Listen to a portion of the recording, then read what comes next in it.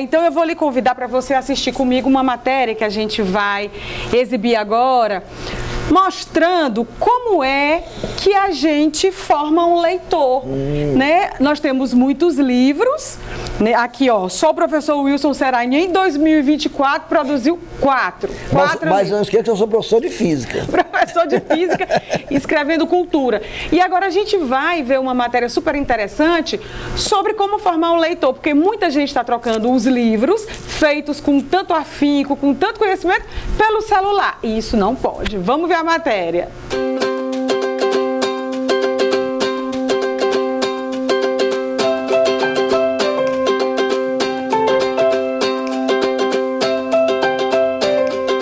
Janeiro, mês de férias, de diversão, de alegria, de brincadeiras, não é? Mês de folga, folga também para os livros. Mas isso para algumas crianças, porque para outras, como o João, esse é um ótimo período para botar a leitura em dia, não é isso, João? Sim. Nessas férias tem espaço para leitura também, no meio das brincadeiras e da diversão?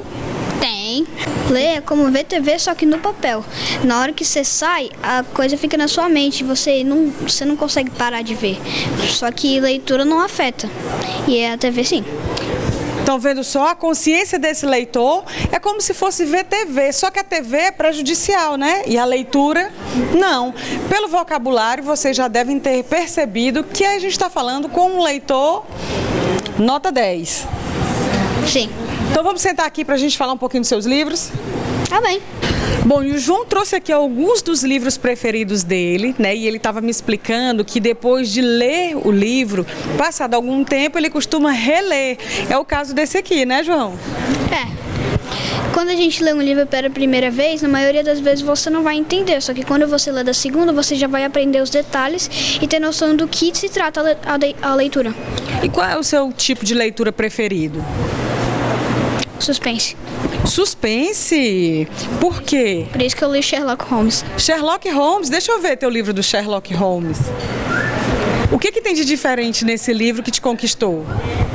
Eu não sei, os casos são mirabolantes, muito bons. A Fantástica Fábrica de Chocolates. Olha aqui. O que você achou desse? Esse aí eu amei, foi o que eu mais gostei de ler. Quando minha mãe me botava para botar livro forçado mesmo, ler livro por obrigação, eu só passava as páginas e via as letras. Eu não entendia nada. Aí depois eu comecei a ler livro de noite para poder dormir com mais facilidade, porque às vezes eu tenho meio dificuldade para dormir. Aí eu leio o livro e eu começo a gostar. Não é muito por obrigação. Eu acho que a minha mãe fez isso de propósito para eu poder gostar mais de ler livro. Porque deu certo, né? O plano dela? Mais ou menos. Agora eu vi que, além desses livros, você também trouxe o Kindle. Aqui nesse Kindle tem muitos livros? Vários.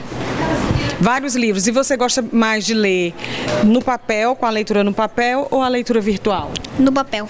Eu tenho certeza que agora, você que está assistindo essa matéria deve ter ficado pensando como é que eu faço para conseguir esse resultado com o meu filho.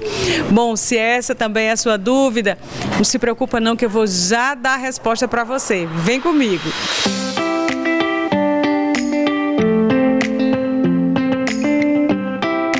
Eu aposto que você tá cheio de curiosidade, né? Doido para saber como é que vai fazer do seu filho um excelente leitor. Bom, para ajudar nesse processo, eu vim conversar com a Elane, que é especialista em literatura infantil, juvenil e informação de leitores. Gente, eu acho que pessoa melhor não tinha. Tudo bom, Elane? Tudo bem.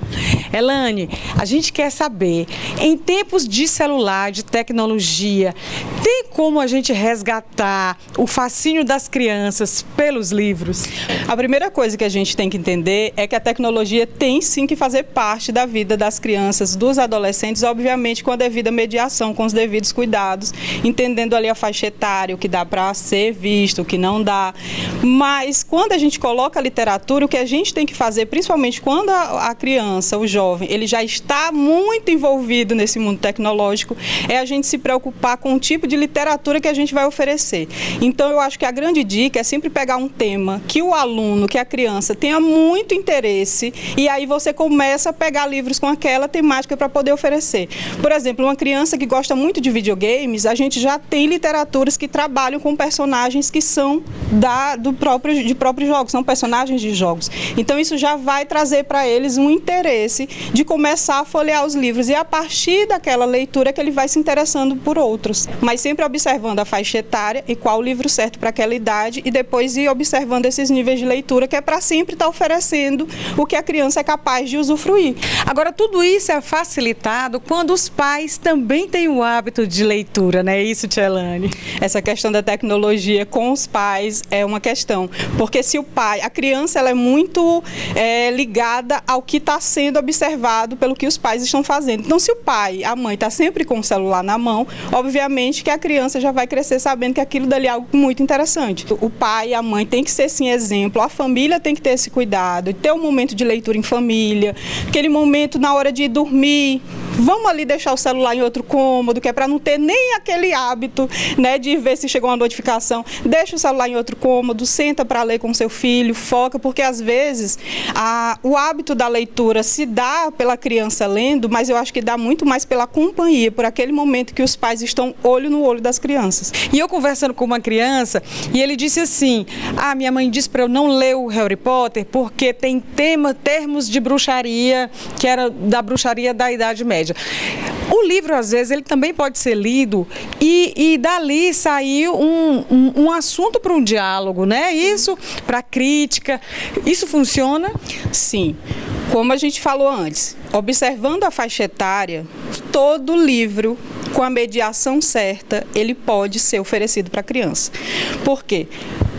Tem vários temas que você, durante a sua vivência com a criança, ela não vai ter acesso. E é o livro que, às vezes, apresenta um termo, apresenta uma ação, que vai ser aquele momento que vai te puxar para o diálogo com seu filho. É onde ele vai questionar o uso de uma palavra que ele nunca ouviu, ou que ele nunca viu ninguém usando. Vai ser naquele momento que ele vai usar, por exemplo, vai ver um termo de bruxaria, ele não vai saber o que é o momento que você vai explicar. E é nesse momento, inclusive, que a família vai colocando a sua questão ali religiosa, ou a sua questão de formação ali, como ela quer que o filho dela tenha um entendimento sobre aquele tema. Então, não é tirando daquela criança aquele conteúdo, até mesmo porque a gente vive num mundo diverso, que tem vários temas, e quanto a gente pode usar um elemento-chave como um livro para trazer esse tema e a gente poder dialogar sobre ele, muito melhor, porque a criança vai ter um entendimento. Você acha que a nossa cidade é bem servida de bibliotecas capazes de formar leitores? Eu acho que tem que haver uma preocupação sobre os profissionais que estão nesses espaços, bibliotecas até há. Então, o que a gente tem que ter cuidado é quais profissionais estão nesses espaços. São profissionais habilitados? São bibliotecários? São pedagogos? Então, a grande questão não é nem se há o espaço, é se tem o espaço, mas tem que ter o profissional certo no local, porque senão vira só um depósito de livros.